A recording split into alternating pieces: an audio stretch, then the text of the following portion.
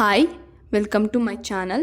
ఈరోజు ఎంతో హెల్తీ అయిన బీట్రూట్ రైస్ ఎలా చేయాలో చూపిస్తానండి.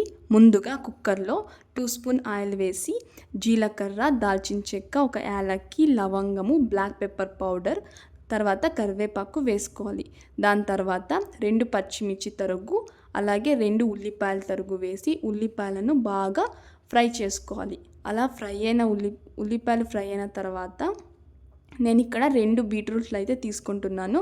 ఈ బీట్రూట్ని చిన్న క్యూబ్స్లా కట్ చేసుకొని వేసుకోవాలండి. బీట్రూట్ కొద్దిగా మెత్తబడిన తర్వాత ఒక టమోటో వేసుకోవాలి. దాని తర్వాత 1 స్పూన్ ధనియాల పొడి, చిటికెడు పసుపు వేసుకోవాలి.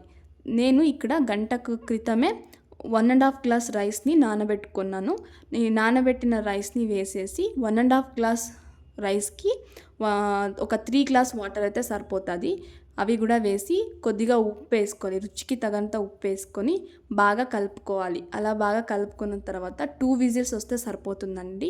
అంతే, 2 విజిల్స్ అయిపోయిన తర్వాత కుక్కర్లో ఉన్న ఆవిరంతా వెళ్ళిపోయిన తర్వాత ఓపెన్ చేస్తే బీట్రూట్ రైస్ రెడీ అయిపోయింది.